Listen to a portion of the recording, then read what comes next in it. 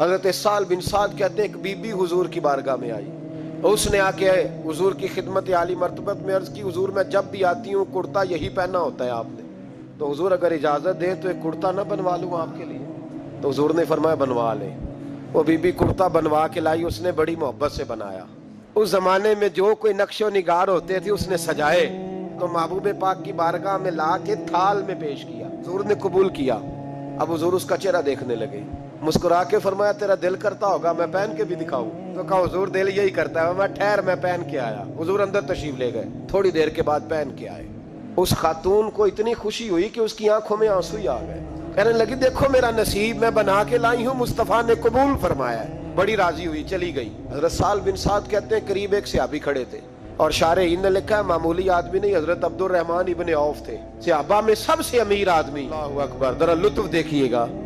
کہتے ہیں وہ قریب کھڑے تھے، جب حضور نے پہنا نا تو تعریفیں کرنے لگے، کہنے لگے سونیا کمال ہی ہو گئی ہے یا رسول اللہ، اتنا پیارا لگ رہا ہے۔ جب کوئی زیادہ تعریف کری نا تو تعریف کرنے والوں کی بھی اپنی اپنی نیتیں ہوتی ہے نا، جب زیادہ ہی تعریف کی تو حضور نے فرمایا تجھے پسند آ گیا دے دوں؟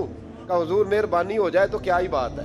سرکار اندر گئے، وہ پرانا کرتا دوبارہ پہنا، اور میرے رسول پاک علیہ السلام نے اس کرتے کو اتارا، بخاری پڑھ رہا ہوں، اور نبی پاک نے لا کے دیا، فرمایا چل یار وہ بھی راضی ہو گئی یا تو بھی راضی ہو جا۔ اس کو دیا، حضور چلے گئے۔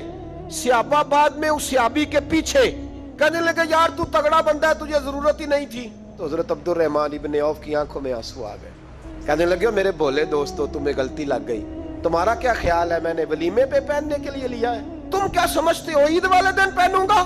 اور گویا اپنی داڑھی کو پکڑ لیا، کہنے لگے دیکھو بال سفید ہو رہے ہیں، پھل پک رہا ہے، گناہگار بڑا ہوں، اگرچہ بدر میں بھی گیا ہوں، احد میں بھی تلوار اٹھائی ہے، مال بھی دیا ہے، ہر جگہ گیا ہوں، پر کسی عمل پر بھروسہ نہیں۔